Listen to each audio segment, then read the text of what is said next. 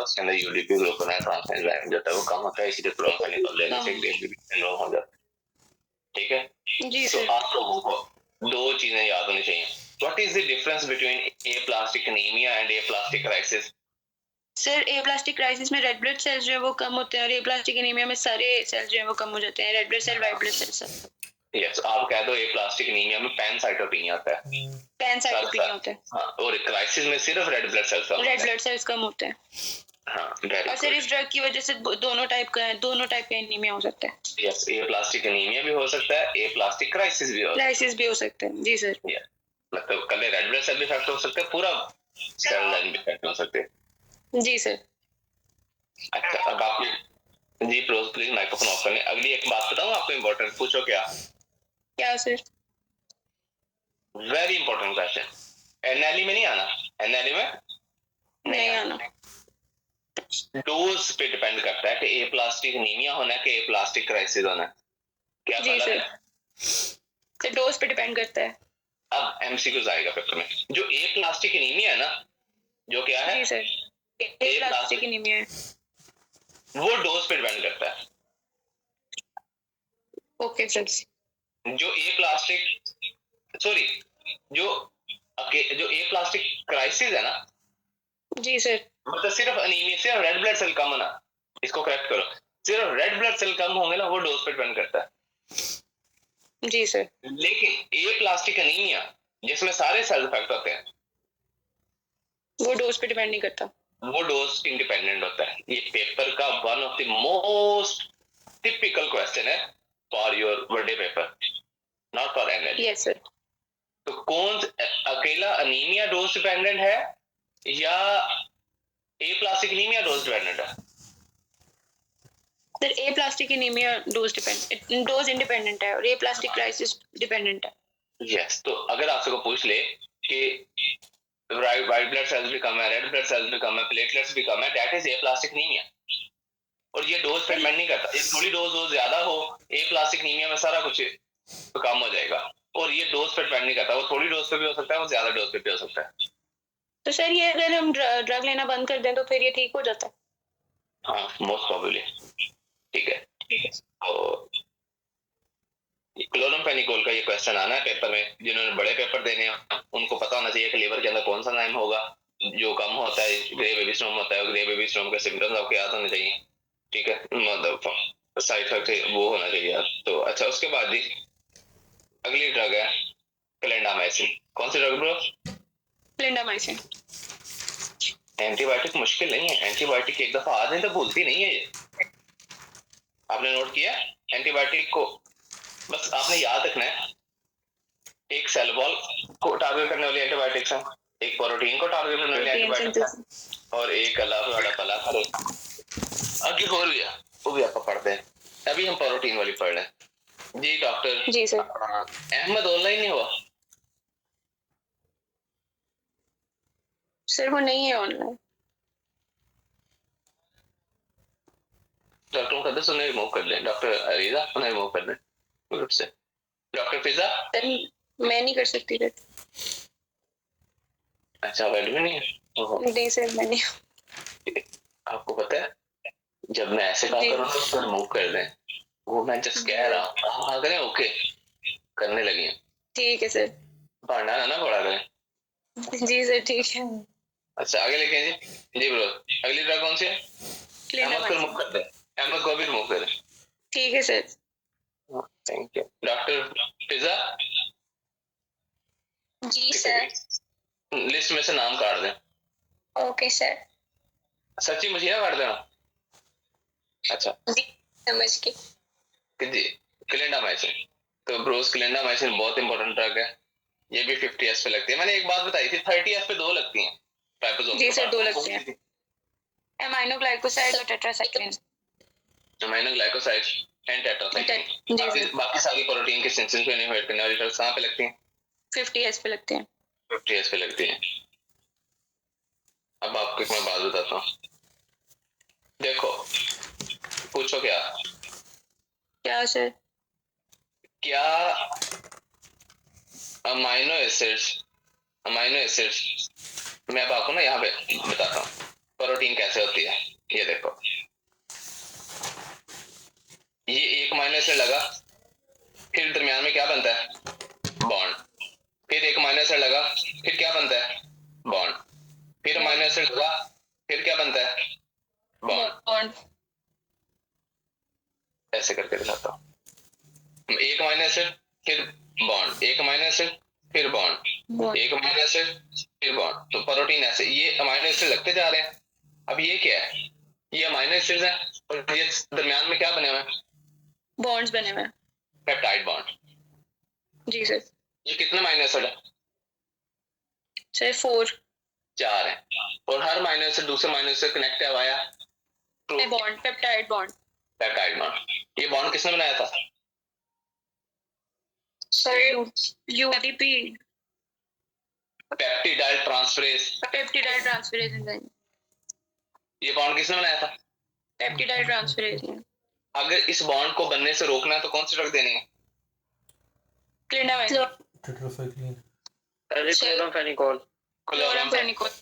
Chloramphenicol. Doctor Lisa बेचारी puzzle होगी। Doctor Lisa आप इनको इग्नोर करें, हम नहीं इनके बातों में आते, आप इधर देखो। जी सर। ये 4 अमाइनो एसिड्स के दरमियान कौन सा बॉन्ड है, सर पेप्टाइड बॉन्ड है। ये पेप्टाइड बॉन्ड किसने बनाए थे, पेप्टिडाइल ट्रांसफरेज ने। और हम चाहते हैं ये बॉन्ड ना बने तो कौन सा एंजाइम इनहिबिट करें, पेप्टिडाइल ट्रांसफरेज इनहिबिट करेंगे। पेप्टिडाइल ट्रांसफरेज इनहिबिट करें। वो कौन सी ड्रग थी, क्लोरामफेनिकोल। क्लोरामफेनिकोल थी ना। क्लोरामफेनिकोल जी सर। हाँ जी, क्लोरामफेनिकोल क्या करती है, पेप्टिडाइल ट्रांसफरेज एंजाइम को इनहिबिट करती है ताकि अमाइनो एसिड्स एक दूसरे के साथ attach no sir, amino acid एक दूसरे से अटैच होने वाया बॉन्ड, पेप्टाइड बॉन्ड। तो हम अगर चाहते हैं ये प्रोटीन ना बने, हम पेप्टाइड बॉन्ड ही ना बनने दें। Yes sir. जब तक पेप्टाइड बॉन्ड नहीं बनेगा अमाइनो एसिड आपस में एक दूसरे के साथ अटैच नहीं होंगे। तो अगर हम चाहते हैं ये प्रोटीन ना बने, आगे ना जाए, तो पेप्टाइड बॉन्ड बनना बंद कर दो, वो क्लोरामफेनिकोल देंगे। जी सर। लेकिन बॉन्ड बनता जा रहा है, प्रोटीन बनती जा रही है, बॉन्ड बनता जा रहा है, जी ये लंबा ये चेन लंबी होती जाएगी ना। जी सर। आपने कभी कपड़े सिलाई होते देखे हैं मशीन पे, मशीन की जब कपड़े सिलाई हो रहे होते हैं, जो कपड़ा सिल जाता है वो पीछे आता रहता है, मशीन उसको खुद ही पीछे धक्का मार के पीछे करती रहती है। जैसे जैसे कपड़ा स्टिचिंग हो रहा था, जो कपड़ा स्टिच हो जाता है वो पीछे आ रहा था ना आपकी तरफ स्टिच होने के बाद। जी सर। जी सर। इसका मतलब क्या है, जो प्रोटीन बन जाती है वो वहां से राइबोसोम से आहिस्ता आहिस्ता ऊपर से साथ साथ उतर रही होती है। देखिए ना, मैं आपको बताता हूँ, जब एक राइबोसोम एक मशीन है, जब प्रोटीन बनती जाएगी तो जो बनती जा रही है वो साथ साथ पीछे उतरती जा रही है ना प्रोटीन। जी सर। जब जो बन गई है वो वहां से उतरेगी तो वहां पे नहीं बनेगी ना। जी सर। अब एक मशीन है वो कपड़ा स्टिच कर रही है, जो जैसे जैसे वो स्टिचिंग करती जा रही है वो कपड़ा स्टिच होने के बाद पीछे से बाहर आता जा रहा है। हाँ जी सर, आता जा रहे थे। इसी तरह प्रोटीन है, जो प्रोटीन ये 4 अमाइनो एसिड बन गए ना, ये वहां से उतर जाएंगे, पीछे हो जाएंगे ताकि इनकी जगह अगले अमाइनो एसिड आके लगे। जी सर। जी सर। ताकि चेन लंबी होती जाए। इस प्रोसेस को क्या कहते हैं, हम ये चेन बन गई। जी सर। अब इसको इधर से पीछे होना है ताकि यहाँ पे नए अमाइनो एसिड की लगने की जगह लगे बने। जी सर। इस प्रोसेस को कहते हैं ट्रांसलोकेशन। क्या कहते हैं, ट्रांसलोकेशन। ट्रांसलोकेशन। देखो ना, प्रोटीन बन गई, ये इतनी बन गई, अब यहाँ पे इस प्रोटीन को अगर हमने लंबा करना है तो यहाँ पे जगह नहीं है, इसको पीछे होना पड़ेगा ना, पीछे लंबी होगी। इस प्रोसेस को क्या कहते हैं, ट्रांसलोकेशन। क्लिंडामाइसिन ट्रांसलोकेशन को रोक देती है। क्लिंडामाइसिन कहती है कि ये जितनी बन गई आगे नहीं बननेगी। क्लिंडामाइसिन इसको पीछे नहीं होने देती। जब तक ये जो प्रोटीन बन गई है, जब तक ये पीछे नहीं होगी, अगली नई प्रोटीन यहाँ पे आने की जगह ही नहीं है बनने की। जी सर। Yes sir. ये ऐसे है ना, अब एक वॉशिंग मशीन में कपड़े डाल दो, भर दो, उसमें नए कपड़े डालने की जगह ही नहीं है। Yes sir. जी सर। जब तक धुले हुए कपड़े नहीं निकालोगे फिर ही डालोगे ना दोबारा वॉशिंग मशीन में कपड़े। तो जो प्रोटीन बन गई है, जब तक ये वहां पे पड़ी रहेगी, नई प्रोटीन वहां पे बनने की जगह ही नहीं है। जी सर। क्योंकि आपने जो ऑलरेडी प्रोटीन बनी है, आप उसको वहां से उतारोगे तो नई प्रोटीन बनने की जगह प्रोवाइड होगी ना। आई होप Yes, सबको sir. clear जी होगा। सर. तो क्लिंडामाइसिन क्या करते हैं? क्लिंडामाइसिन ट्रांसलोकेशन को रोकती है। किसको रोकती है? Yes, sir. Stop translocation को रोकती है. Yes. अगर प्रोटीन फिर इसमें भी पेप्टाइड बॉन्ड जो है वो उस पेप्टाइड बॉन्ड की फॉर्मेशन इनहिबिट होगी. जब नहीं, पेप्टाइड बॉन्ड तो का तो मसला ही नहीं है, जगह का मसला है। जब जगह ही नहीं होगी तो नई प्रोटीन बनने के लिए कहाँ बनेगी? क्योंकि जो पहली प्रोटीन बन गई है वो वहां से उतरेगी तो नई प्रोटीन बनेगी ना। जी सर. तो आसान अल्फाज में ये ऐसे है जैसे आप सिलाई मशीन पर कपड़ा सिलाई कर रहे हो, मशीन आपकी खराब हो जाए, कपड़ा आपका वहीं पर रुक जाएगा बनना। वो जितना स्टिच हो गया, आगे नया स्टिच नहीं होगा क्योंकि आपकी मशीन खराब हो गई है। Yes sir. जब तक मशीन ठीक नहीं होगी कपड़ा आगे नहीं चलेगा, स्टिच नहीं होगा। जी सर. तो वो बेसिकली मशीन खराब हो गया, आपके कपड़ा वहीं पे स्टक हो गया, ट्रांसलोकेशन इनहिबिट हो गया। क्लियर? जी सर. यस सर क्लियर है. तो जल्दी से जी सर क्लियर है. अगर आपने प्रोटीन बनने को रोकना है और आप चाहते हैं प्रोटीन के अंदर पेप्टाइड बॉन्ड ना बने, फिर कौन सी ड्रग दोगे? क्लोरामफेनिकोल.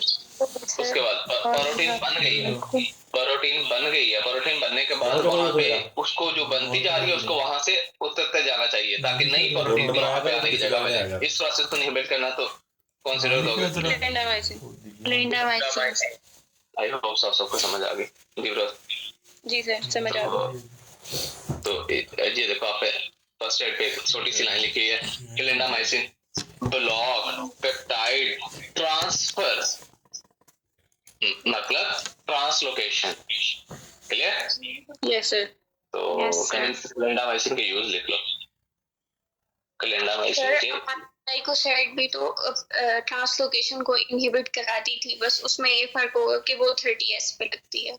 वो 30S पे लगती है, वो मैसेंजर आरएनए का मैसेज को आगे गलत ट्रांसलेशन करवाती है, वो शुरू पे इससे बनने भी नहीं देती, इनिशिएशन कॉम्प्लेक्स। उसके 3 मैकेनिज्म है। Okay sir. Excuse me sir. जी जी सर ये प्रोटीन सिंथेसिस जो एंटीबायोटिक है सर, ये डेन सरों में प्रोटीन सिंथेसिस स्टॉप होते हैं, तो सर ये क्यों डॉक्टर किसी को एक देते हैं किसी को दूसरे देते हैं? ये इसलिए कि एक तो हमारे डॉक्टर्स को मतलब एक तो अगर आपको पता नहीं है कि इन्फेक्शन कौन सा है, आपको कौन से कुछ तो, एक तो है लैक ऑफ नॉलेज, दूसरा डिपेंड करता है पेशेंट को किस चीज से। कुछ लोगों को नहीं एक एंटीबायोटिक से फर्क पड़ता तो उनको दूसरी देनी पड़ती है, depend on clinical scenario. Clear? Yes sir. तो ज्यादा हमारे तो तुक्के मार रहे होते हैं। तो जी ब्रो, क्लिंडामाइसिन का मैकेनिज्म समझ आ गया, यूज लिखें। क्लिंडामाइसिन एक बात याद रखें ब्रो, कौन सा बैक्टीरिया के अगेंस्ट यूज होती है? एनारोबिक. अच्छा, एक चीज और याद रखें, ज्यादातर चेस्ट में अगर कौन सा इन्फेक्शन हो, बोलो, एनारोबिक। चेस्ट में अगर कौन सा इन्फेक्शन हो तो हम ज्यादातर चेस्ट के पॉइंट ऑफ व्यू से यूज करते हैं क्लिंडामाइसिन। अगर एब्डोमेन में कोई एनारोबिक इन्फेक्शन होता है वहां पे ज्यादा यूज करते हैं मेट्रोनिडाजोल। Yes sir. तो फ्लैजेल जो है, फ्लैजेल भी ये हार्ड एंड फास्ट रूल नहीं है कि आपने ऐसे, लेकिन कहीं पे भी बॉडी में एनारोबिक इन्फेक्शन हो, you can use clindamycin, yes sir. You can use metronidazole. लेकिन मेट्रोनिडाजोल भी एनारोबिक को अच्छा कवर करती है, वो पेट में करती है, क्लिंडामाइसिन चेस्ट में ज्यादा अच्छा कवर करती है। क्लियर? Yes sir. क्लियर है सर. उसके बाद हैं दोनों एनारोबिक कवरेज, लेकिन मेट्रोनिडाजोल का मैकेनिज्म ये नहीं है, वो आगे हम पढ़ते हैं। इसके अलावा क्लिंडामाइसिन जो है वो और क्या करती है? क्लिंडामाइसिन वही अगेन चेस्ट में इन्फेक्शन मैंने बोला ना, यस सर. जी सर. चेस्ट में कौन सा इन्फेक्शन हुआ? Anaerobic infection. एनारोबिक लंग्स का इन्फेक्शन हुआ है, और ये ज्यादातर पता कब होता है? जब आपको कौन सा निमोनिया होता है? Aspiration pneumonia. मैं आपको बताता हूँ। अब 2 चीजें याद रखनी है मेरे अलवे को, पूछो क्या? क्या सर? हाँ, एक मिनट। हसन ऑनलाइन है फ्रॉम यूएसए? जी अस्सलाम वालेकुम डॉक्टर सिंह. वालेकुम सलाम। हसन यार, मर्जी है, हमें बुलाते भी नहीं हो। जी सॉरी भाई, कल वो परसों वो एब्सेंट था, वो एक टेस्ट देना था स्कूल के लिए, प्रैक्टिस टेस्ट। उन्होंने रिक्वायर किया था वो 7 आवर का प्रैक्टिस टेस्ट फुल लेंथ और फिर चले इंशाल्लाह अल्लाह खैर करेगा। मेरी कल शहराम भाई से बात हुई थी। ओह गुड गुड, कैसे कैसे की? सब fit. I am coming to your city इंशाल्लाह इन नवंबर। गुड, इंशाल्लाह, most welcome. Thank you ji bro. चले आगे। अच्छा, एस्पिरेशन निमोनिया पूछे, क्या बताने लगा पूछे? सर जी क्या? हाँ, एस्पिरेशन निमोनिया पता क्या होता है डॉक्टर लीजा? आपके मुंह के अंदर जी सर। अभी थूक जी है, सर। है सर। है। आपका थूक फेफड़ों में जा रहा है कि स्टमक में जा रहा है? जरा गूंद पर है। जी सर। स्टमक में गया ना? इसका मतलब स्टमक में गया है। हमारे मुंह के अंदर नॉर्मली बैक्टीरिया होते हैं जो एनरोबिक बैक्टीरिया होते हैं। ज्यादा कौन सा होते हैं? Yes sir. ओरल कैविटी में एनरोबिक बैक्टीरिया। लेकिन हम सही सलामत हैं, हमें कोई मसला नहीं है। हमारे अंदर जो भी मुंह के अंदर बैक्टीरिया होगा हम उसको खा पी के ले जाते हैं नीचे स्टमक में। Yes sir. लेकिन जब एक पेशेंट शराब पी लिया, एक बंदे ने क्या पी लिया? शराब पी ली सर। शराब पी लिया। एक बंदे को फालिज का अटैक हो गया, क्या हो गया? कॉलेज का अटैक हो गया। क्या दोनों लोग अपनी होश में? नहीं सर।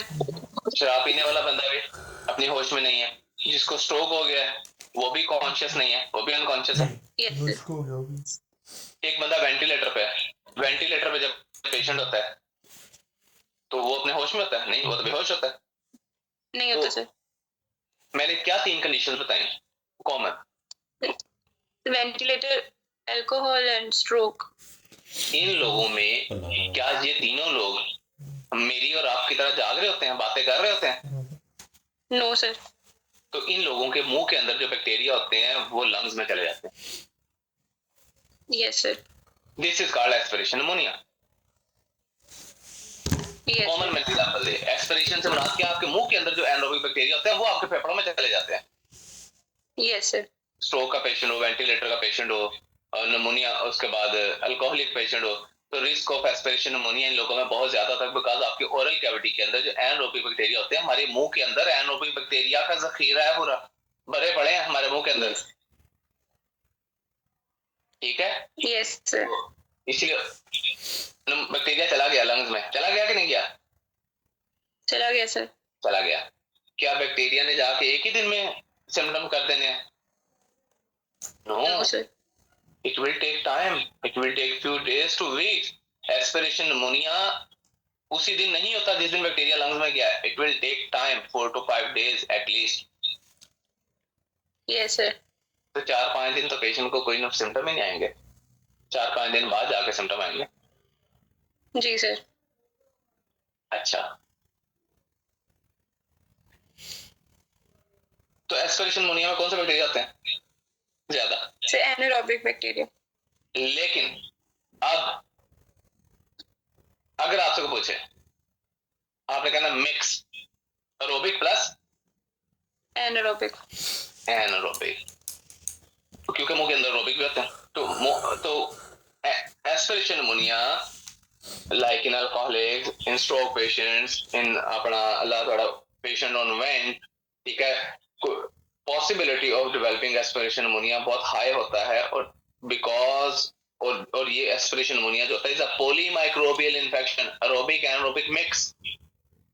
Yes sir. और इसके सिम्टम्स सेम डे पे नहीं आते, will develop after 4 to 5 days aspiration pneumonia के symptom. Clear? And the drug of choice in aspiration pneumonia is ampicillin plus sulbactam. पढ़ी थी? Yes yes sir. पढ़ी थी पेनिसिलिन में एम्पिसिलिन? पढ़ी थी सर। Ampicillin plus sulbactam. इसे एस्पिरेशन निमोनिया में कौन सी ड्रग ऑफ चॉइस है? एंटीबायोटिक देते हैं ampicillin plus sulbactam. Plus sulbactam. लेकिन वो एनोबिक बैक्टीरिया को कवर नहीं करती। करती है, लेकिन करती है, वो भी करती है, लेकिन इसलिए हम एम्पिसिलिन सल्बैक्टम देते हैं। लेकिन एस्पिरेशन निमोनिया में हम क्या दे सकते हैं सर? क्लिंडामाइसिन। क्लिंडामाइसिन। इससे क्लिंडामाइसिन फर्स्ट लाइन ट्रीटमेंट नहीं है एस्पिरेशन निमोनिया का। आपने ampicillin sulphate yes sir. Clear है? अच्छा, क्लियर है सर। एक होता है एस्पिरेशन, क्या चीज? निमोनाइटिस। ये और चीज है। अब मैं आपको बताता हूँ। एक पेशेंट है जो स्ट्रोक है, किस चीज का? स्ट्रोक का है। या वेंट पे है, यस सर। न्यूमोनाइटिस है, ये निमोनिया नहीं है। This is pneumonitis. होता निमोनाइटिस क्या है? डॉक्टर लीजा, क्या हमारे स्टमक में एसिड होता है? एसिड होता होता है? है सर। होता है। क्या एसिड हमारा कभी लंग्स में आता है? नहीं आता। लेकिन नहीं आता सर। जो लोग वेंटिलेटर पे होते हैं ज्यादातर, स्टमक के अंदर जो एसिड होता जी है सर। वो लंग्स में आ जाता है। मतलब जी सर। स्टमक के अंदर एसिड हमारे गले में आता है, थ्रोट में आता है, थ्रोट से हमारे ट्रैकिया के थ्रू लंग्स में। तो aspiration pneumonitis due to stomach acid, yes sir. This is not infection, this is a lung injury due to acid of your stomach, जो आपके लंग्स में घुस गया एसिड। क्या this is a infection? Yes sir. No sir. This is a inflammation of your lung due to acid of stomach. Yes sir. Acid ने उसी वक्त symptom show करने हैं कि अगले दिन 4-5 दिन बाद? तेजाब है नहीं, फॉरेन। फौरन तेजाब तो फौरी जला देगा ना लंग्स को। Yes sir. एस्पिरेशन न्यूमोनाइटिस के सिम्टम उसी वक्त आ जाते हैं, सेम डे पे। Yes sir. निमोनिया के नहीं आते, उसको 4-5 दिन लगते हैं। तो अगर पेशेंट को एस्पिरेशन हुई और फौरी पेशेंट को सिम्टम आ गए, वो निमोनिया नहीं होगा, वो क्या होगा? निमोनाइटिस होगा। न्यूमोनाइटिस होगा। And pneumonitis is not an infection, it's an inflammation, lung injury, inflammation lungs due to acid of stomach. Aspiration pneumonitis में कोई भी एंटीबायोटिक देने की जरूरत नहीं है। नहीं होती, क्योंकि स्टमक के अंदर कोई बैक्टीरिया नहीं होता। स्टमक में तो एसिड होता है और एसिड वाली जगह पे बैक्टीरिया नहीं होते। Yes sir. आई होप सब लोगों को समझ आए। What is the difference between aspiration pneumonitis and aspiration pneumonia? Pneumonitis is an inflammation of your injury of your lung tissue due to reflux of gastric acid into your lungs, and typically symptom present on the same day and antibiotic is not required. But aspiration pneumonia is an infection of your lungs due to anaerobic bacteria of your oral cavity. ठीक है? और the aspiration pneumonia patient will develop symptom 4 to 5 days later, and this patient need antibiotic, and typical antibiotic use is ampicillin plus sulbactam. Yes sir. तो नहीं sir तो हम क्या इसको समझ? क्या देंगे? हाँ जी, सर न्यूमोनाइटिस को ट्रीट कैसे करेंगे फिर? कुछ भी नहीं करना, खुद ही ठीक हो जाएगा।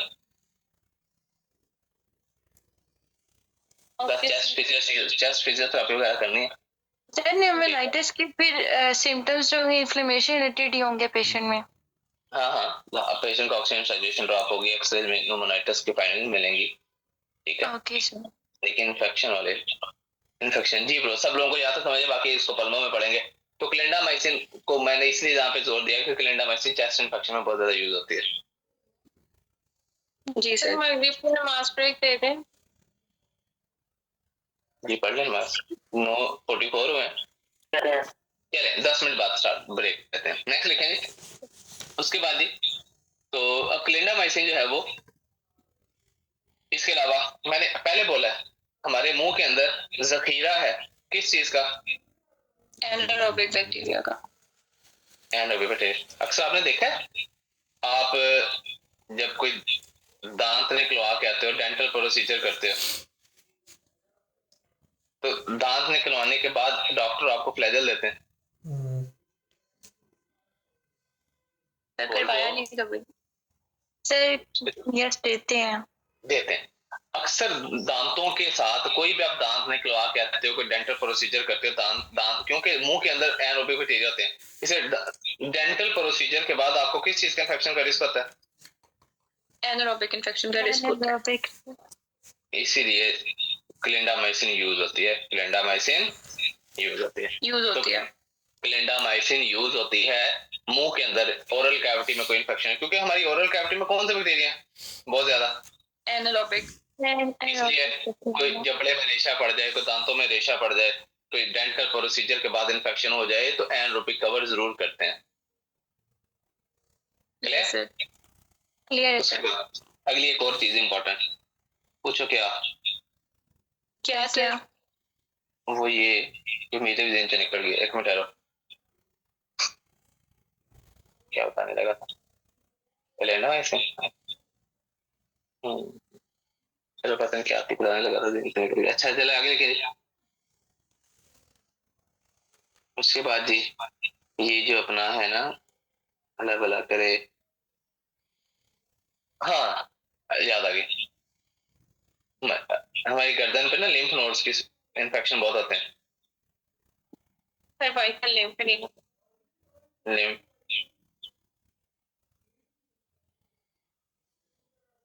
एडिनोपैथी अक्सर बच्चों में क्या होता है कि ये जो लिम्फ नोड्स के इन्फेक्शन होते हैं ना गर्दन में, उसका इन्फेक्शन हो जाता है लिम्फ एडिनाइटिस। एडिनोपैथी।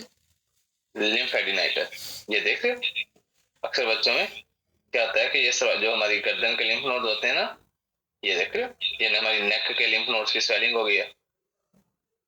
जी सर। इसके ड्रग है क्लिंडामाइसिन, लिख लो। सर्वाइकल लिम्फेडिनाइटिस, ये भी किस दिन टॉपिक मेरे नजरों में आ गया तो आपको पढ़ाऊंगा। सर्वाइकल लिम्फेडिनाइटिस गर्दन, बच्चा है, ज्यादा बच्चों में होता है, बच्चा है, गर्दन के लिम्फ नोड की स्वेलिंग है, ठीक है, और ड्रग शायद पूछे तो क्या आंसर लगाओगे पेपर में? Cervical लिम्फेडिनाइटिस clindamycin. क्लिंडामाइसिन याद रहेगा, बोलेगा तो नहीं? याद रहेगा सर। No sir. चलिए अब नमाज, अच्छा साइड इफेक्ट लिख लो। वो मैंने साइड इफेक्ट पहले पढ़ा दिया, और बस एक इसका साइड इफेक्ट ज्यादा इंपॉर्टेंट आता है। तो हमने पढ़ा सूडोमोनास फ्लाइटिस, यस सर। इस जीआई में सूडोमोनास फ्लाइटिस जो कौन सा इंफेक्शन होता है, तो क्लिंडामाइसिन के बाद क्लोस्ट्रीडियम, यस, तो क्लिंडामाइसिन के बाद आपको कौन सा इंफेक्शन हो सकता है?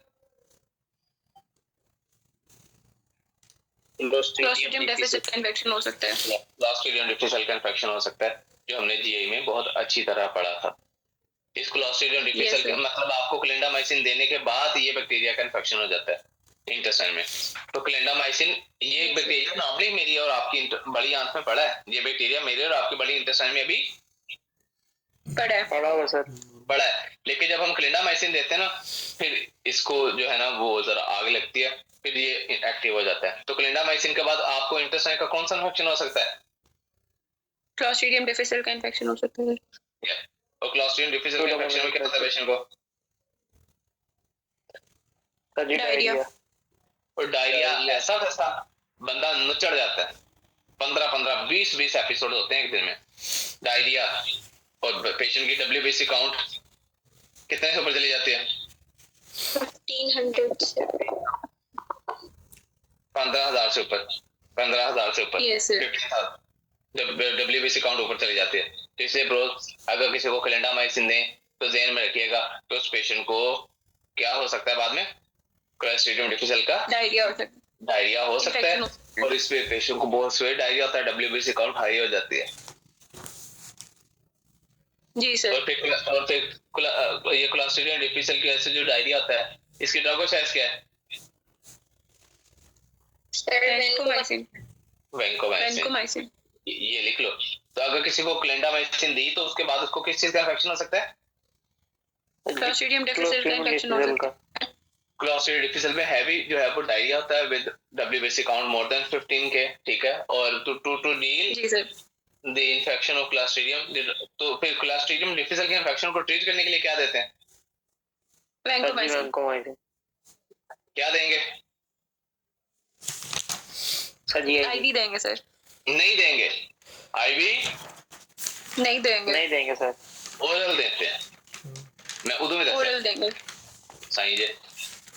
चले जी नमाज की ब्रेक है, नमाज पढ़ लें। 9:50 हुए, 9:55 पे क्लास। मैसेंजर आरएनए को और राइबोसोम्स को आपस में अटैच ही नहीं हो जाती, मतलब ये सिंपल, सबसे शुरू में जो प्रोटीन बनने में जो सबसे शुरू में स्टेप होता है ना, इनिशिएशन कॉम्प्लेक्स, यस सर। जी सर। ये उसको रोकती है। तो ये देखो, तो लेनिजोलिड जो है वो क्या करती है, ये आपके सामने है सिंपल। ये देखो, ये आपकी एंटीबायोटिक है, ये देख रहे हो, ये 50th पार्ट है राइबोसोम का, ये 30th, ये आपका 30th पार्ट है, ये 50th पार्ट है। तो देख रहे हो, ये मैसेंजर आरएनए है, ठीक है। तो ये मैसेंजर आरएनए है। अब ये देख रहे हो 50th और 30th ने आपस में बाइंड होना है, मतलब सारी चीजें इकट्ठी होनी है, तो फिर ही प्रोटीन बनने स्टार्ट होनी है ना। जी सर। तो ये देखो, लेनिजोलिड ने क्या किया, उसने ये शुरू वाला इनिशिएशन कॉम्प्लेक्स बनने ही इनहिबिट कर दिया सर। बनने ही नहीं दिया। मतलब बनने ही नहीं 50s दिया। अलहदा है, 30s अलहदा है। जब तक ये दोनों इकट्ठे नहीं होंगे, मैसेंजर आरएनए नहीं इसके ऊपर लगना है, उन दोनों ने मतलब पूरा एक प्रोसेस होगा तो ही प्रोटीन बनना स्टार्ट होगी ना। जी सर। तो सिंपल एक बात, लेनिजोलिड ने क्या किया, किस चीज को रोका है? इनिशिएशन कॉम्प्लेक्स को रोका है सर, बनने से रोका है। हाँ, मतलब 50s और 30s को आपस में अटैच ही नहीं होने दिया। नहीं होने दिया। तो एक लाइन आंसर, लेनिजोलिड क्या करती है, प्रोटीन सिंथेसिस को इनहिबिट करती है, यस और नो? Yes sir. करती है। किस चीज को बनने से रोक लिया? इनिशिएशन कॉम्प्लेक्स को बनने से रोक दिया। इनिशिएशन कॉम्प्लेक्स को बनने से रोक लिया। ये मैकेनिज्म आपको पेपर में आने हैं। ये पता कौन से बैक्टीरिया को कवर करती है? सर ये vancomycin resistant gram positive bacteria को। किसको कवर करती है? ग्राम पॉजिटिव बैक्टीरिया को। और वो भी मेनली VPN डिस्कनेक्ट कर दो वाले मर्सा को। मर्सा को। मर्सा बैक्टीरिया को कवर करने के लिए हमने क्या दी थी? पहले एक और भी ड्रग पड़ी थी, वैंकोमाइसिन। वैंकोमाइसिन। मर्सा को लेनिजोलिड भी कवर करती है। क्लियर? अच्छा, यस सर। अब अगली जो सर ये इम्पोर्टेंट बात है, वैंकोमाइसिन रेजिस्टेंट को भी तो कवर करती है ना। हाँ, कुछ एक बैक्टीरिया होता है इंटेरोकोकाई। कौन सा? इंटेरोकोकाई। एक होता है VRE बैक्टीरिया, मतलब वैंकोमाइसिन रेजिस्टेंट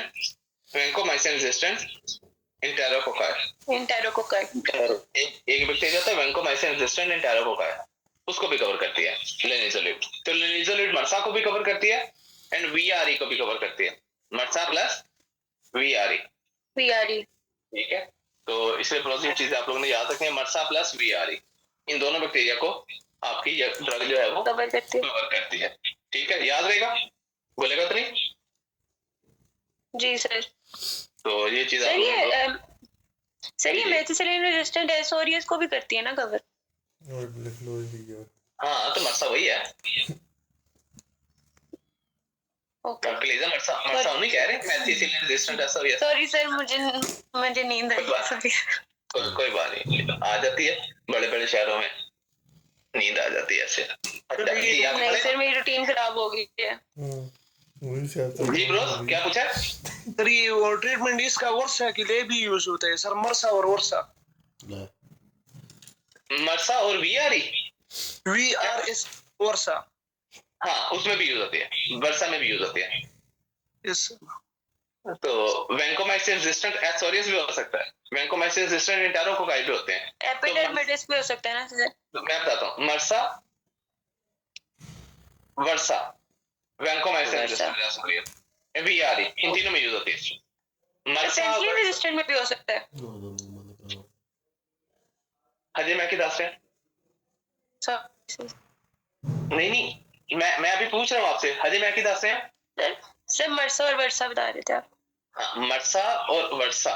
मर्सा मतलब मेथिसिलिन रेजिस्टेंट एसोरियस, वर्षा जी सर। वैंकोमाइसिन रेजिस्टेंट एसोरियस, ठीक है। जी sir. VRE vancomycin resistant enterococci. Sir penicillin भी हो सकता है, पेनिसिलिन रेजिस्टेंट न्यूमोकोकाई। किताब खोली है हो सकता, आप कह रही हो तो हो सकता है। हो सकता है कुछ सर। भी हो सकता है। देख के बताता हूँ। नहीं सर, मैंने लिखना बुक में लेना। पढ़ा था। फिर बुक में पढ़ा, फिर हो सकता है। चले आगे जी जी। सर, मैंने बुक में पढ़ा था। बढ़िया सर ये भी जान आपको एक बात बताऊं, आपने भी जी sir. Pakistani doctors are 10 times better than USA doctors. क्या कहा मैंने? Pakistani doctors are 10 time better than USA doctor. Because हम पाकिस्तानी सिस्टम में रटा मारना पड़ता है, हमें चीजें याद करनी पड़ती हैं। इधर तो अमेरिका में ये बैक्टीरिया है, कंप्यूटर खुद ही बता देता है ये एंटीबायोटिक के अंदर ऐड कर दो, अल्लाह का खैर चला। जी सर। तो इधर नॉलेज आपका क्या हो जाता है अमेरिका में आके? कम हो जाता है। क्यों? डोज कोई आपको कैलकुलेट करनी नहीं पड़ती, कंप्यूटर खुद ही बताता है। बात समझ रहे हो? तो अमेरिका में आने के बाद आपका नॉलेज कम हो जाता है। यस, क्लिनिकल नॉलेज कम हो जाता है, क्लिनिकल नॉलेज बहुत कम हो जाता है क्योंकि सारी चीज टेक्नोलॉजी पे डिपेंडेंट है ना। अच्छा, उसके बाद तो वर्सा मरसा वीआरई, जहां पे ये बैक्टीरिया आ जाए, मरसा वर्सा वीआरई, वहां पे क्या दे सकते हो? लेनिजोलेट। लेनिजोलेट दे सकते हो, स्पेलिंग ठीक कर लेना। अच्छा ब्रो, अगली बात मुझे बताएं। अगली बात पता क्या? यूज लिखें। ये पता कहाँ पे यूज होती है? अक्सर आप लोग डायबिटीज के पेशेंट में देखोगे, डायबिटीज के पेशेंट को वो होते हैं ना पाँव पे infection, diabetic foot. Yes, diabetic foot. अक्सर आप देखते हो डायबिटिक पेशेंट को जख्म बन जाते हैं पाँव पे, ये देख रहे हो? ये देखो, जी सर। यहाँ पे अक्सर आपको एक चीज याद कर लो, डायबिटीज के पेशेंट को कहीं पे जख्म हो गया ना पाँव पे, अक्सर डायबिटिक कौन बोल रहा है यार, ये कौन नहीं हार रहा?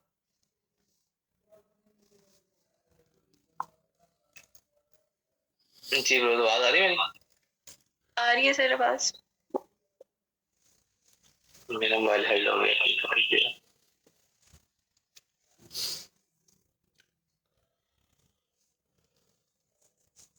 आपको मेरी आवाज वीडियो आ रही है? ठीक आ रही है? जी सर क्लियर है।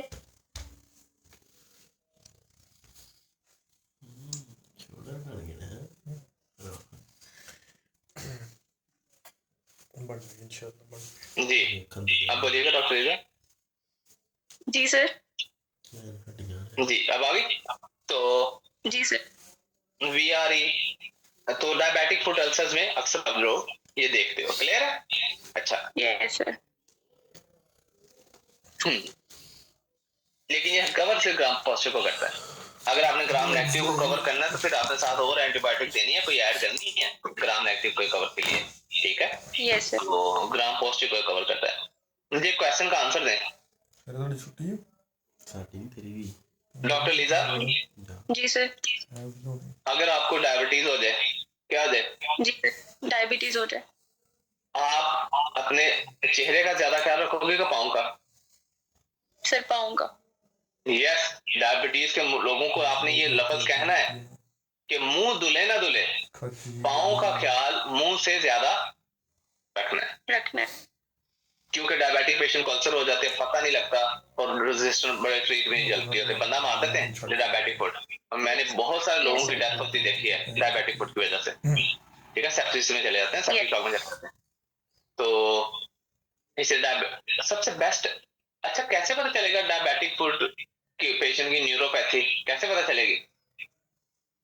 डायबिटिक सर वो पेशेंट वुंड स्मेली होता है। नहीं, आपको डायबिटीज है, आपको मैं ऐसा कौन सा टेस्ट करूंगा कि मुझे पता चल जाएगा कि आपके पाँव की नर्व्स जो है ना वो खराब हो चुकी हैं, पाँव की न्यूरॉन्स। कंडक्शन कराएंगे?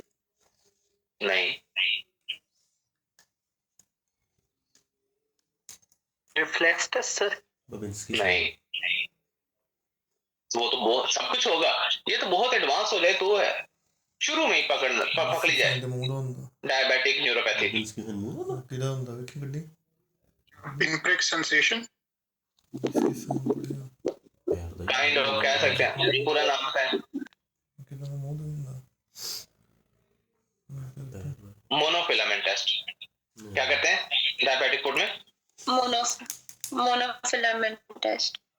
ये एक छोटी सी ना धागा सा होता है, ये पाँव को लगाते हैं। अगर आपको ये सेंस हो रहा है ना, इसका मतलब है आपके पाँव ठीक है। ये देखिए, जी सर। ये देखे एक छोटा सा, देखो पाँव का धागा सा लगाते हैं, छोटा सा। जी सर। अगर आपको ये सेंस हो रहा है इसका मतलब आपके पाँव ठीक है।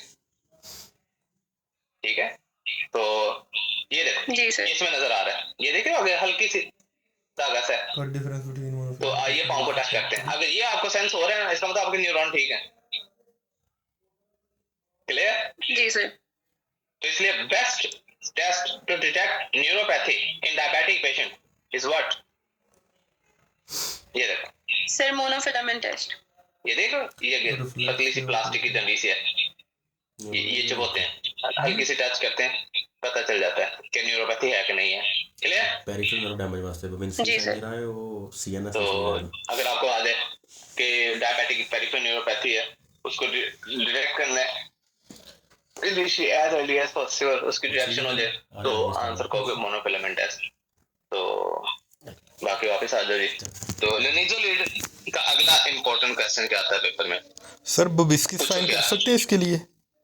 सर क्या? वो भी हो सकता है, वो भी हो सकता है, इसके साथ भी पॉसिबल हो सकता है, लेकिन these all stuff nerve conduction study, reflexes, Babinski sign, ठीक है, ये आपके सारी चीजें, बबिन्स्की साइन तो वैसे आपका उसमें होता है डॉर्सल कॉलम ट्रैक में, ठीक है, तो वो सब कुछ जो आप लोग बोल रहे हो मिल सकता है, लेकिन जब बहुत एडवांस न्यूरोपैथी होती है, शुरू में न्यूरोपैथी आप मोनोफिलामेंट से बड़ी अच्छी पिक कर लेते हो। क्लियर? जी सर। Bros clear? जी sir clear. Yes sir clear. जी सर। अच्छा, पूछो क्या क्वेश्चन आता है इसका? सर क्या जी क्वेश्चन सर आता है इसका? बताएं। एक डिप्रेशन होता है, उसे कहते हैं atypical depression. Depression. Depression. Atypical depression को पता है कि क्यों कहते हैं? जी सर। इसमें भूख बहुत लगती है। क्या लगती है? भूख बहुत लगती है। बंदा सोता बहुत है और हर वक्त टांगे बाजू भारी रहते हैं। पेशेंट को ऐसे लगता है मेरी टांगों और बाजुओं में क्या है? सर बोझ है। बोझ है। और मतलब मैं किस डिप्रेशन से सफर कर रहा था अब्बू की डेथ के बाद से? Atypical depression. मैं वो बंदा था जिसका वजन कभी 57-58 केजी से ऊपर ये टिपिकल डिप्रेशन नहीं गया। नहीं गया, और अब मेरा वजन कुछ 6 महीने पहले 75 किलो था, टिपिकल डिप्रेशन क्यों होता 75-76 केजी, इतना वेट मेरा बढ़ गया था क्योंकि मैं क्या करने लग गया था, जानवरों की तरह क्या करता था, खाते थे। खाता था और मीठा चुन के, ठीक है, और जी सोना हर वक्त सोता था, उठता था सर दुखता था फिर सो जाता था, उठता था सर दुखता था फिर सो जाता था, सो जाते। ठीक है, और हर वक्त असलम को क्या कहता था, मेरी क्या बातें रहो, सब बाजू।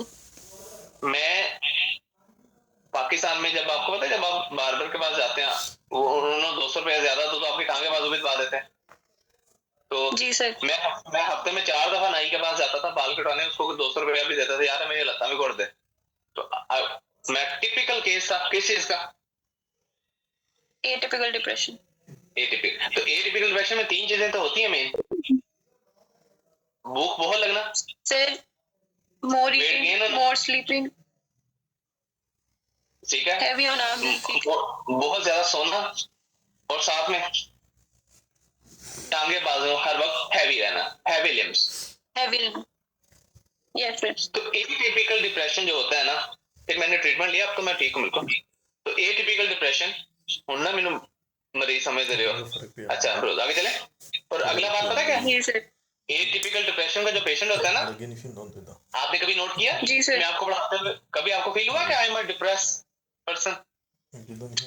No sir. ये तो मसला है। एटीपी आपकी नो फील होया मैं डिप्रेस था, जरा बताइएगा कितना फर्क पड़ेगा? आपको कभी फील हुआ पढ़ाते हुए कि मैं डिप्रेस हूँ? No sir. क्योंकि ये होता ही ऐसा है, आप कुछ जगहों पे ऐसे एक्ट करते हो जैसे आपको डिप्रेशन नहीं है। है ही नहीं। आप लाइक एक तो डिप्रेशन होता है ना, घर में कोई फंक्शन है, कजन की शादी आ गई है, आप उस पर भी डिप्रेस बैठे हुए हो, जी सर।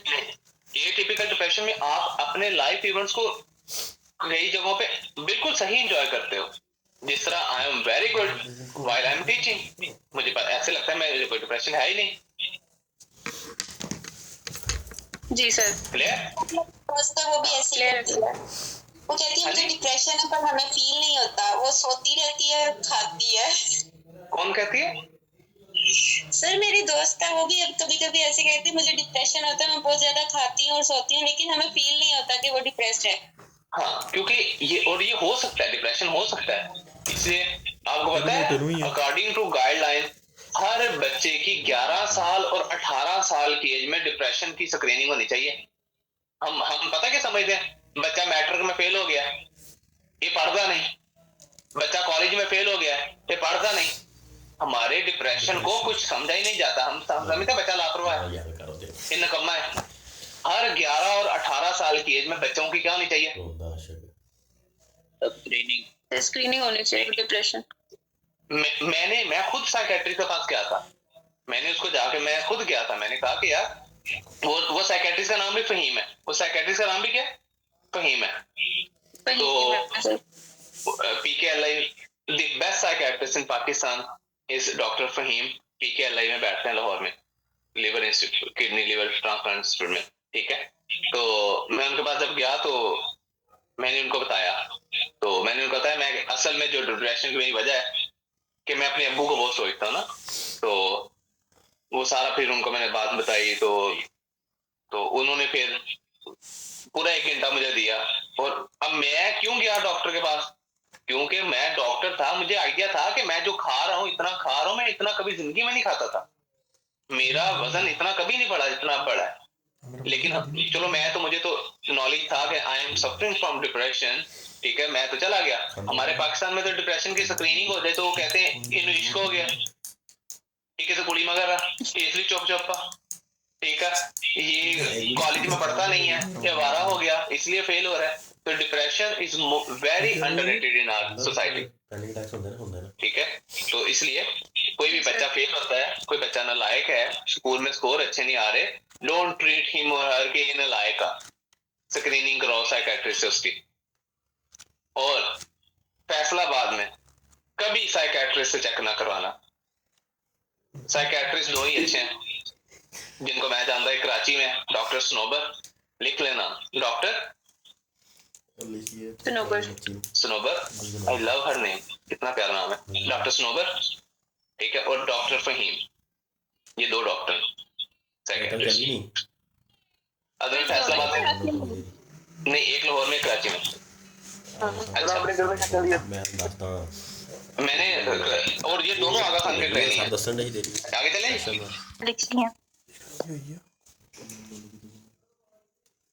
जी। जो पेशेंट्स, अब ये ड्रग्स, अब आपको मैं बताने लगा, गौर से सुनिएगा, ये ड्रग्स माउनहिप्टर ड्रग्स हैं। जब हम ये ड्रग्स खाते हैं ना तो हमारे ब्रेन में क्या बढ़ता है? सेरोटोनिन बढ़ता है सर, ना एपिनेफ्रिन ना डोपामाइन। हाँ, तो असल में रोड़ा ही है, डिप्रेशन में ये कम होता है ना सेरोटोनिन, तो इसको बढ़ाना है। तो अच्छा,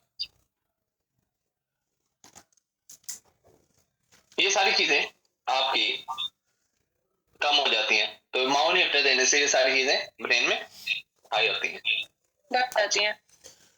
लेकिन अगर कोई पेशेंट ये ड्रग ले रहा हो और उसको लिनिजोलिड दे दें, क्या दे दें?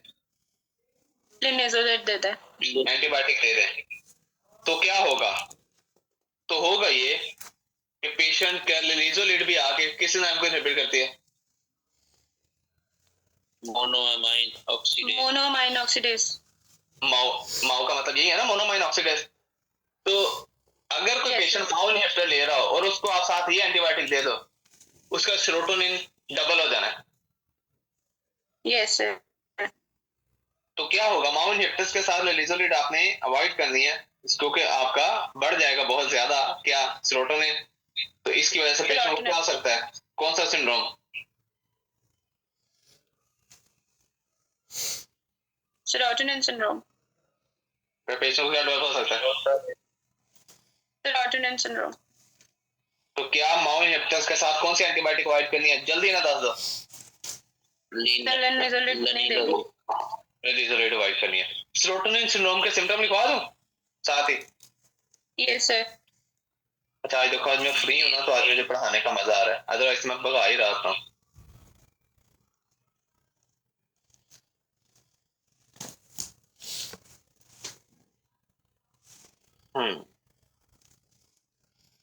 पूछो क्या? सर क्या? सेरोटोनिन सिंड्रोम के सिम्टम्स में ना पेशेंट को डायरिया जाता है।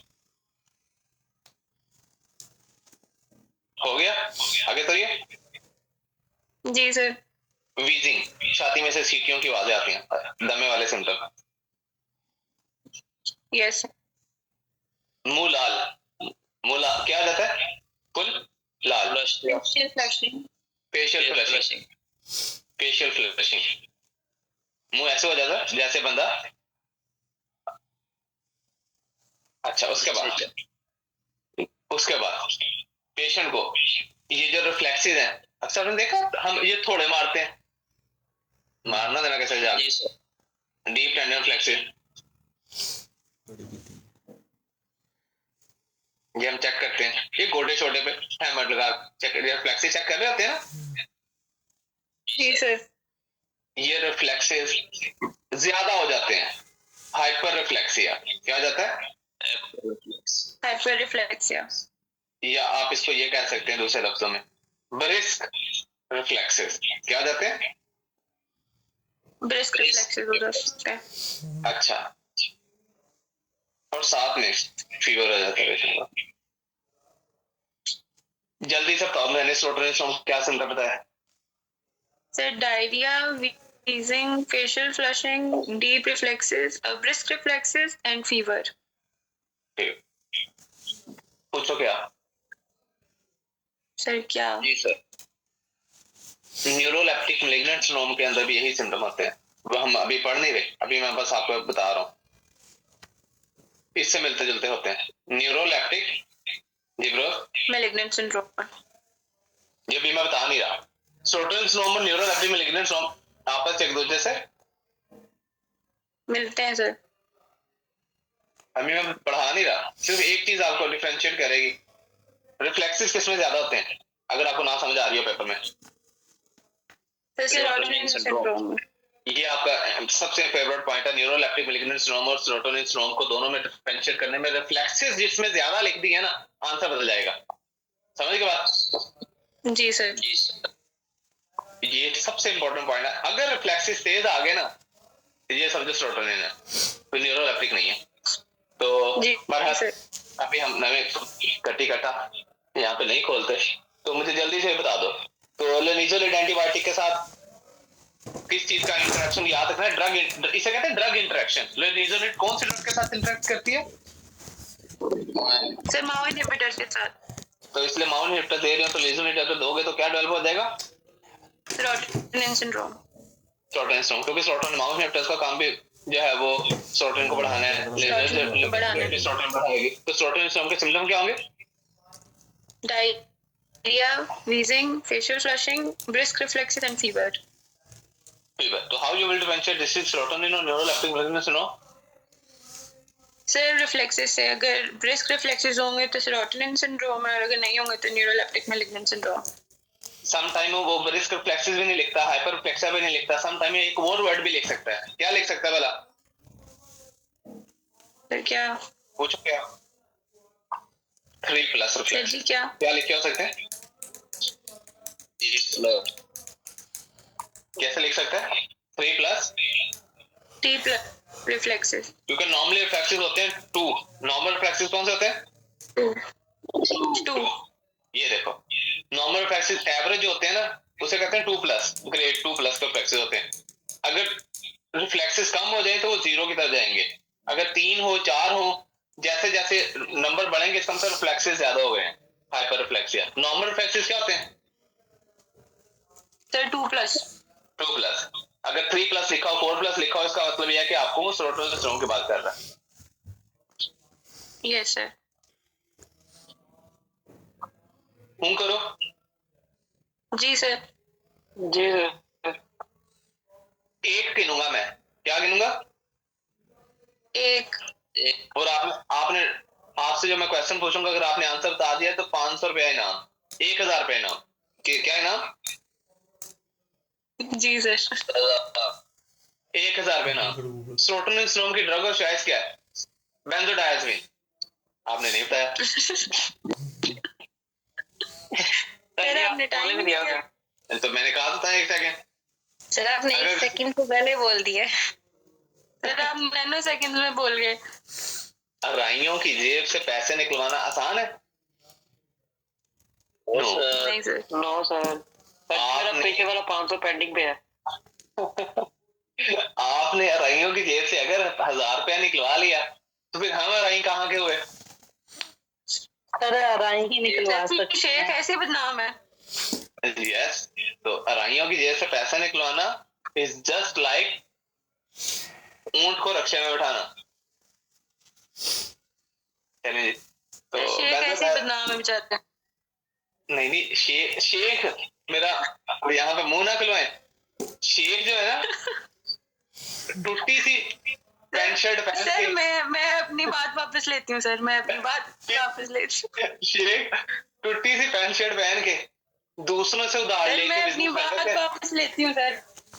शेखों ने 20 जगहों से उधार पकड़ा होता है, बिजनेस कर रहे होते हैं, सर्कल चला, एक से लेके दूसरे को मोड़ देते हैं, अपना उल्लू सीधा रखते हैं, पल्ले कख नहीं होता।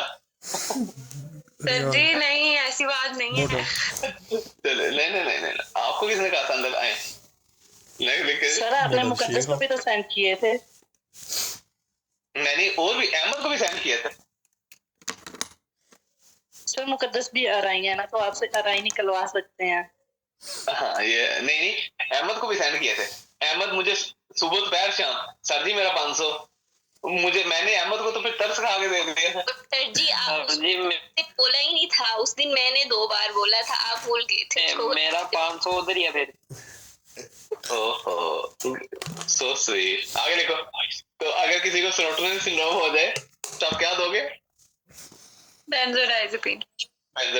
तो जी शेख साहिबा क्लियर हुआ? जी सर। चलिए जी, जैन आप भी शेख हो? नहीं सर जी, हम इस शायद से दूर हैं। जी डॉक्टर लीजा, अभी तक आप चुप हैं? सर कोई मसला नहीं, शेखों के करीब नहीं आते, कोई मसला नहीं सर। खैर है। चले जी, तो शेख बहुत अच्छी जात है जी, I love Shaikh are best. ठीक है, तो नेक्स्ट देखेंगे बेंजोडायज़ेपिन। इसे स्रोटोनिल सिंड्रोम हो सर जाए कोई बात नहीं। बेंजोडायज़ेपिन देते हैं। अब बेंजोडायज़ेपिन जो है वो, जी सर। अगर इससे ना फर्क पड़े, बेंजोडायज़ेपिन से मतलब आप क्या दे दो? डायज़ेपाम। ठीक है, डायज़ेपाम। तो अगर बेंजोडायज़ेपिन से ना ठीक हो स्रोटोनिल सिंड्रोम, तो फिर हम एंटीहिस्टामिन देते हैं। क्या देते हैं?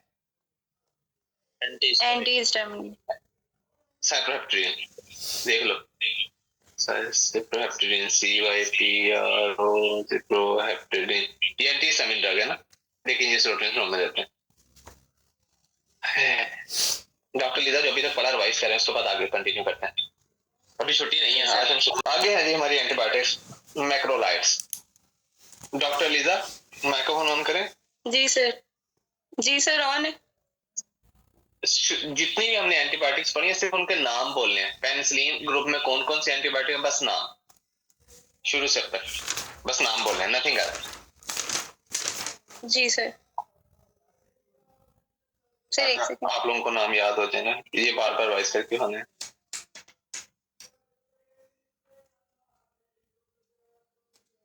सर बस नाम बोलने हैं। सिर्फ नाम कि पेनिसिलिन ग्रुप में ये एंटीबायोटिक्स हैं, बस नाम बोलने हैं और कुछ नहीं। सर पेनिसिलिन में हमने पढ़ा था एमोक्सिसिलिन, एम्पिसिलिन, और फिर हमने उसके उनमें जो है वो कॉम्बिनेशंस पढ़े थे, clavulanic acid plus amoxicillin, sulbactam plus ampicillin, tazobactam plus piperacillin, avibactam plus ceftazidime, relebactam plus imipenem, vaborbactam plus meropenem and relebactam.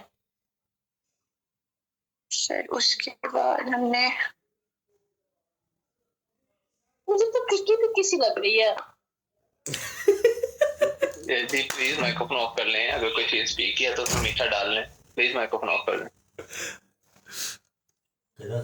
Sir एक सेकंड में शाबाश प्लीज ध्यान आप कर दो। सीधा था। सर मैंने लिखे हुए थे आईपैड में, मैं वो ढूंढ रही थी। जैन, अच्छा शाबाश। जैन आप जल्दी से बता दो पेनिसिलिन ड्रग्स कौन कौन से हैं, बस नाम बोलने। सर पेनिसिलिन तो मैंने कर दिया। नहीं सारे नहीं किते, जल्दी से। सारे ही हैं। जी सर। जी सर पेंसिलिन में जी जी जल्दी बोलो। सर पेंसिलिन जी, dicloxacillin, nafcillin, oxacillin, amoxicillin, ampicillin. Then इसके बाद सर बीटा लैक्टमेज इनहिबिटर आपने पढ़ाए थे, clavulanic acid, sulbactam, relebactam, vaborbactam, tazobactam, avibactam, zidebactam. Then sir उसके बाद आपने पढ़ाया था हमें पिप्रासिलिन। सर पेंसिलिन में तो आपने ये पढ़ाए थे बस। और इसके बाद सेफालोस्पोरिन। हाँ सेफालोस्पोरिन का बता दो। जी सर। सर स्पेलोस्पोरिन में फर्स्ट जेन में आता है सेफाजोलिन, सेफिलैक्सिन, सेकंड जनरेशन में cefaclor, cefoxitin, cefuroxime, third generation में sir ceftriaxone, cefotaxime, cefixime, ceftazidime, cefpodoxime, fourth generation में सर सेफिपाइम और फिफ्थ में सेफ्टालोलिन। सर इसके बाद आपने सर कार्बापेनम पढ़ाए थे, उसमें पढ़ाए सर आपने उसमें इमिपेनम, मेरोपेनम, डोरीपेनम, एटापेनम। देन सर उसके बाद हमने एस्ट्रियोनाम पढ़ा था एक। देन उसके बाद सर हमने वैंकोमाइसिन पढ़ा था। वैंकोमाइसिन के बाद सर आपने प्रोटीन सिंथेसिस इनहिबिटर सर आ जाते हैं उसमें, सर आपने अमाइनोग्लाइकोसाइड्स पढ़ाए थे। देन उसके बाद सर टेट्रासाइक्लिन ग्रुप था, टेट्रासाइक्लिन ग्रुप में टेट्रासाइक्लिन, मिनोसाइक्लिन, डॉक्सीसाइक्लिन, टीगीसाइक्लिन और डेमिक्लोसाइक्लिन। देन सर जी आपने उसके बाद हमें पढ़ाए थे सर जी क्लोरामफेनिकोल और सर क्लिंडामाइसिन। अमाइनोग्लाइकोसाइड कौन सा है? सर जी aminoglycoside neomycin. Sir gentamicin, neomycin, amikacin और टोब्रामाइसिन और सर सेप्टोमाइसिन। सर इसमें नियोमाइसिन और टोब्रामाइसिन टॉपिकल देंगे, बाकी तीनों आएंगे। चलें। उसके बाद है जी मैक्रोलाइड एंटीबायोटिक्स, ये वाली हैं, ये तीनों ऊपर वाली मैक्रोलाइड एंटीबायोटिक्स का नाम लिखिए। यस, तो मैक्रोलाइड एंटीबायोटिक्स के प्रोस तीनों नाम लिख लें। चलें, अजिथ्रो, अरिथ्रो, कैलिथ्रो लिख लिया? Yes sir. ये तीनों एंटीबायोटिक्स कौन सी है जी bros? Macrolide sir. Macrolide antibiotics हैं, लिख लिया? लिख लिया सर। मैंने क्या बताया था, दो एंटीबायोटिक हैं जो 30S पे लगती हैं, बाकी सारी 50S पे लगती हैं। तो ये भी कहाँ पे लगेंगी? 50S। 50S पे लगेंगी। तो ये भी क्या करती हैं? ये भी ट्रांसलोकेशन को इनहिबिट करती हैं। ये भी क्या करती हैं? मैक्रोलाइड ट्रांसलोकेशन इनहिबिट करती हैं। ट्रांसलोकेशन को इनहिबिट करती हैं। Clear? Any doubt? Yes sir.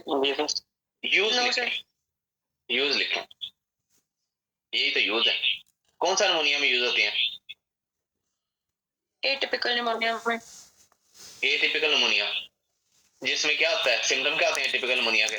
मैंने आपको बताया भी थे। ड्राई कफ क्या होती है?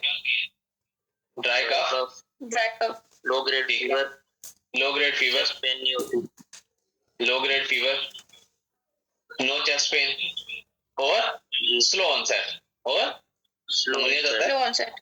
सो या स्लो की पेपर में लिखा होगा gradual onset, gradually onset.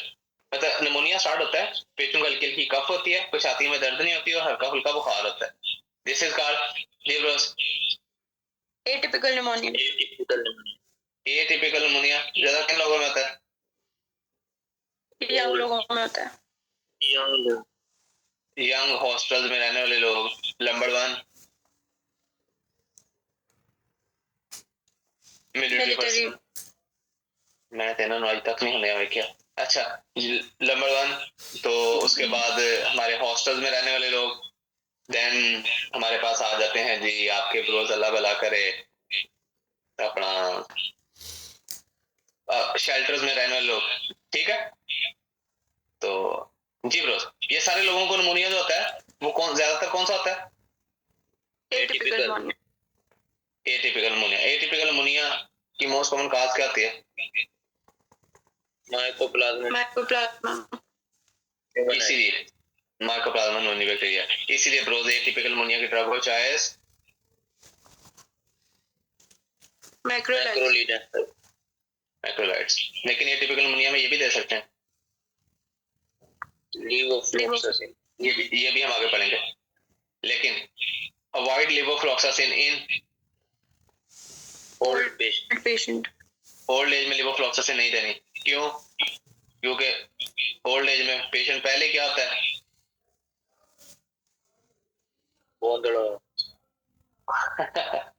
Patient पहले क्या होता है ब्रो, कॉन्शियस लेवल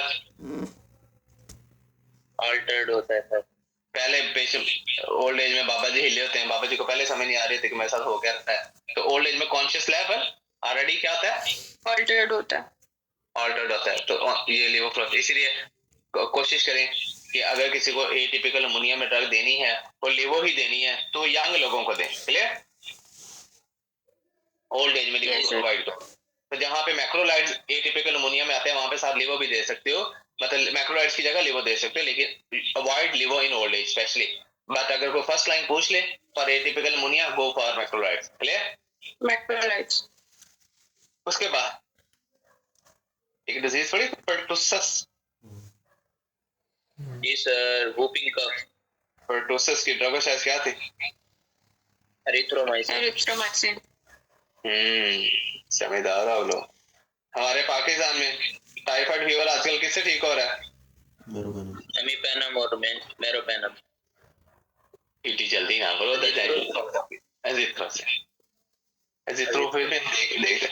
अब तो जो होता है वैसे ही पेन मेरा पेन से ठीक है हमारे पाकिस्तान में टाइफाइड तो, लेकिन ये मैक्रोलाइड एंटीबायोटिक का यूज बता रहा हूँ। एटिपिकल निमोनिया समझ आई? जी सर। हाँ, उसके बाद वो पढ़े थे पीनस पे अल्सर होते हैं, painful ulcer, painful lymph node, haemophilus ड्यूक्रियाई,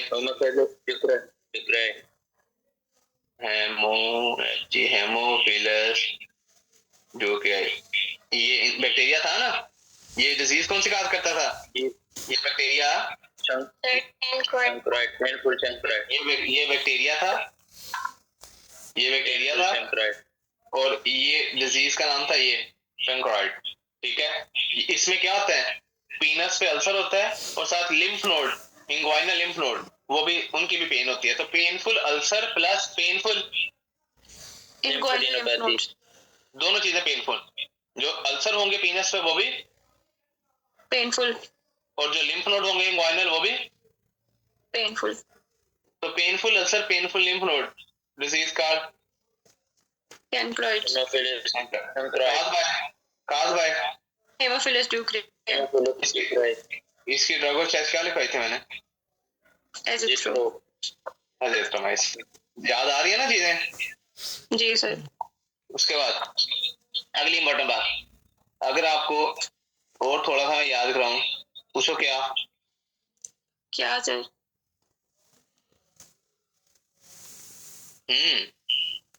अगर किसी को क्या वजह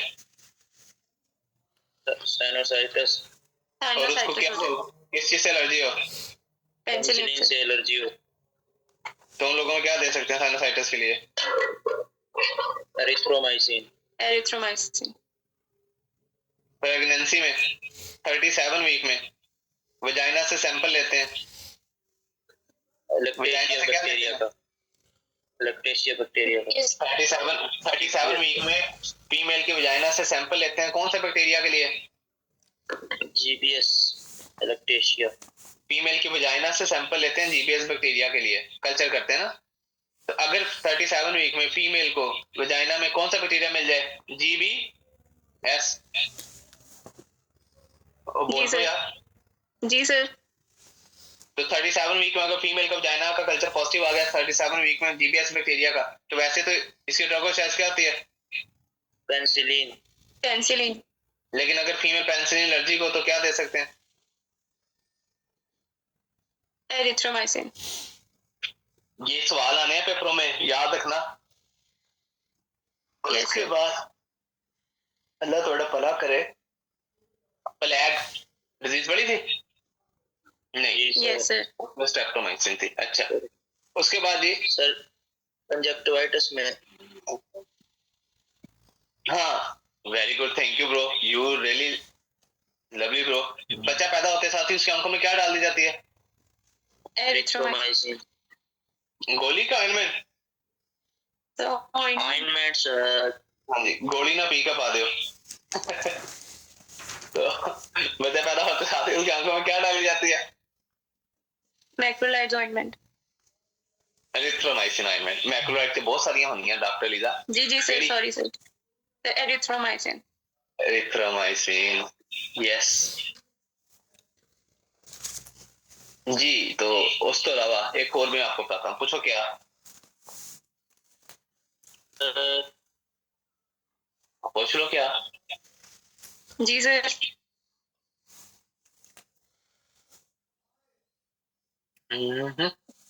पता नहीं, याद आएगा तो बता दूंगा। यहाँ तक क्लियर है? मैक्रोलाइड्स के यूज क्लियर हो गए? एच पाइलोरी में भी ऐसा कॉम्बिनेशन देते हैं सर। हाँ, thank you. H pylori stomach ulcer में क्या देते हैं? क्लेरिथ्रोमाइसिन देते हैं। ये क्या लिखा गया? ओहो, ये स्टमक अल्सर हो जाए तो उसमें भी हम जो है वो क्या देते हैं? क्लेरिथ्रोमाइसिन। एरिथ्रोमाइसिन स्टमक अल्सर्स के लिए। ठीक, आगे तो ये साइड पर लिखो। पूछो क्या? क्या सर? अगर कोई फीमेल क्या हो? सेलुलाइटिस में भी तो दे सकते हैं ना। So sweet. अगर पेशेंट क्या हो? प्रेग्नेंट हो। प्रेग्नेंट सर्दी पेशेंट की बात की है। एक मिनट हटो यार।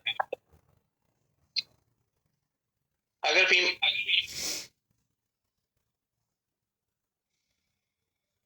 फीमेल क्या हो? प्रेग्नेंट हो सर। और उसको प्रेगनेंसी में क्या दे दें?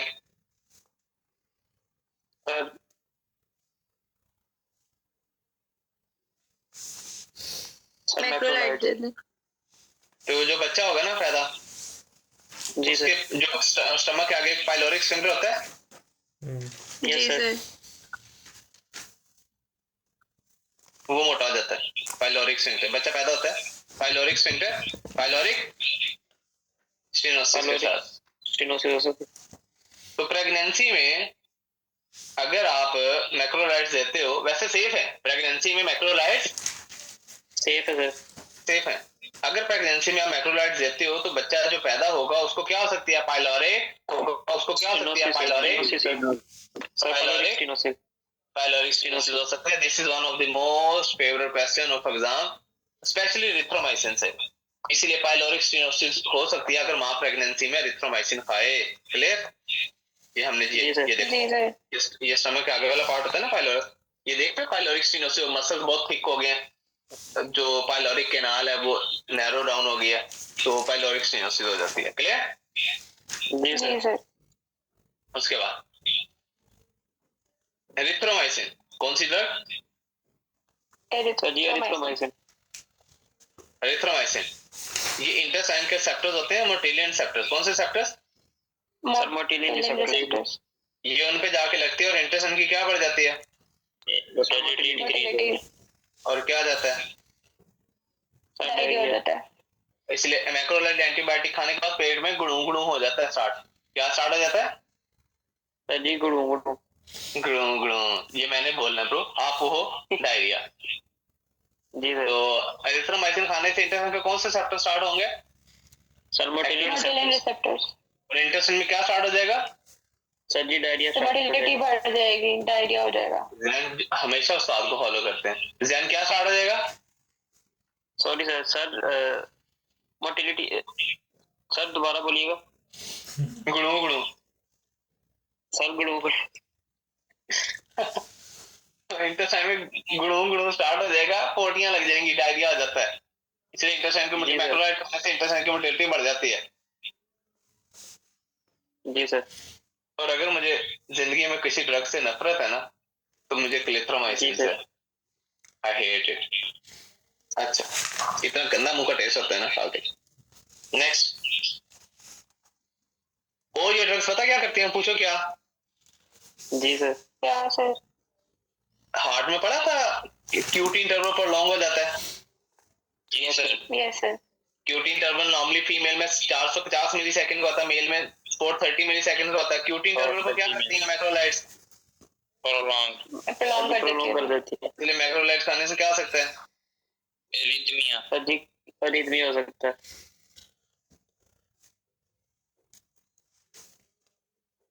ARRHY arrhythmia. Clear? मैक्रोलाइट antibiotics arrhythmia भी करते हैं, इसलिए दिल के मरीजों को मैक्रोलाइट एंटीबायोटिक्स यूजुअली नहीं देते सर जी। नहीं देते। ये मैं इधर ना यूएसए में वो दूसरे सिटी में जब था तो उस पेशेंट को ना लेवोफ्लॉक्सासिन दी थी, तो डॉक्टर ने मुझसे पूछा था कि वाई इस पेशेंट को हमने लेवो क्यों दी है, हालांकि इसको तो मैक्रोलाइट देने चाहिए। तो आंसर क्या होना चाहिए? अगर कहीं पे मैक्रोलाइट देनी हो वहां पे लेवो दे सकते हैं ना? दे सकते हैं सर। तो दिल के मरीज को लेवो अच्छी है कि मैक्रोलाइट्स? लीवो अच्छी है सर। लीवो अच्छी है क्योंकि ये दिल को जाके छेड़ती है ना। अच्छा, उसके बाद ये ड्रग्स पता क्या करती है? पूछो क्या? Very important. क्या सर? हमारी गोलियां आती हैं थियोफाइलिन, वैसे तो हमारी चाय में भी होती है। क्या चीज? थियोफाइलिन। थियोफाइलिन। वैसे थियोफाइलिन पता क्या करती है? ये टैबलेट्स में आती हैं। स्मूथ मसल में क्या बढ़ाती हैं? Sir cyclic AMP. Cyclic AMP बढ़ाती हैं। साइक्लिक एएमपी से हमारी सांस की नालियां क्या हो जाती हैं? डायलेट हो जाती हैं। दमा ठीक हो जाता है। सीओपीडी में यूज होती है। थियोफाइलिन किन पेशेंट में यूज होती है? सर जी सीओपीडी में। सीओपीडी में सर। सीओपीडी के पेशेंट में थियोफाइलिन देते हैं। थियोफाइलिन चाय में भी होती है, बहुत कम होती है, लेकिन थियोफाइलिन की टैबलेट्स आती हैं। थियोफाइलिन क्या करती है? एज ए ब्रोंकोडायलेटर यूज होती है। सांस की नालियों को खोलती है। कैसे? What is the mechanism? क्या बढ़ाती है? साइक्लिक एएमपी बढ़ाती है। लेकिन अगर आप इन पेशेंट्स को क्या दे दो? एरिथ्रोमाइसिन दे दो तो थियोफाइलिन पागल हो जाती है, बंदा मार देती है। थियोफाइलिन क्या हो जाती है? थियोफाइलिन मैक्रोलाइट्स के साथ अवॉइड करनी है। क्या होता है थियोफाइलिन का मैक्रोलाइट्स के साथ? इंटरैक्शन। तो पेशेंट को क्या डेवलप हो जाती है? Theophylline toxicity. टॉक्सिक, बंदा मार देती है थियोफाइलिन, टॉक्सिसिटी हो जाए तो इसीलिए अब ये यूज कोई नहीं होती सीओपीडी में। यूज इतनी ज्यादा नहीं होती सर। क्यों? क्योंकि थियोफाइलिन देना आसान है, बाद में इसको संभालना मुश्किल है। क्योंकि थियोफाइलिन के साथ अगर आप क्या दे दो? एरिथ्रोमाइसिन, तो थियोफाइलिन का लेवल ब्लड में क्या आ जाएगा? बहुत बढ़ जाएगा। थियोफाइलिन का लेवल ब्लड में क्या आ जाएगा? बहुत बढ़ जाएगा। तो पेशेंट को थियोफाइलिन की वजह से क्या स्टार्ट होगा? हेलो नीचे वाली line, seizures, arrhythmia, gastrointestinal issues. बंदे ने तो मरना ही है ना फिर यार, इतने हैवी डोज, इतने थियोफाइलिन। तो इसलिए थियोफाइलिन जो है वो ज्यादातर अवॉइड ही की जाती है, क्योंकि ये देने के साथ फिर दूसरी ड्रग्स का बड़ा एहतियात रखना पड़ता है। जी ब्रोस, क्लियर है? क्वेश्चन था। नहीं, मैक्रोलाइड्स के साथ चाय का कोई ऐसे चक्कर नहीं है। बस ये है कि चाय आप इंसानों की तरह पिए, 2 3 4 कप पिए। ये ना ट्रकों वालों की तरह आधा किलो पत्ती दिन में पी रहे, फिर तो हो सकता है। लिमिट में नहीं तो कुछ नहीं है। सर जी थियोफाइलिन और मैक्रोलाइड्स कॉन्ट्राइंडिकेटेड है या यूजुअली हम यूज नहीं करते दोनों को एक साथ? अवॉइड करते हैं, नहीं यूज करने चाहिए इकट्ठे। जी सर। ठीक है जी ब्रोस। क्वेश्चन था। हाँ जी आपने बोला ये क्यूटी इंटरवल को जो है ना प्रोलॉन्ग करती हैं, वो तो लेवोफ्लॉक्सासिन भी करती है। आपने ये भी बताया था कि लेवोफ्लॉक्सासिन भी नहीं देते। अगर हम कंपैरेटिवली देखें तो macrolides are more as compare to cardiotoxic as compare to levo. Yes, वो भी करती है। You are right. जी जी। उसके बाद जी, वेरी गुड ब्रदर, आपका नाम क्या है? इजाज़त। Very good, so proud of you. This is निशानी ऑफ अच्छा पढ़ने वाले स्टूडेंट्स की ना, कि आगे से। Very good, so proud of you. इजाज़त आई हो? मुझे पता ही नहीं है। इजाज़त जी सर, आप कहते हैं तो बन जाता। और फैसलाबाद से भी हो ना, राई हो और फैसलाबाद से, और लाइक ना हो। बस आप कहते हैं तो हम बन जाते हैं सर। थैंक यू चले जी। तो जी इजाजुल हक मियां साहब क्लियर है? नेक्स्ट लिखें जी। तो जी मैक्रोलाइड्स रिवाइज कर दें डॉक्टर लीजा। जी सर। जी सच में काफी है सर, खाना खाना।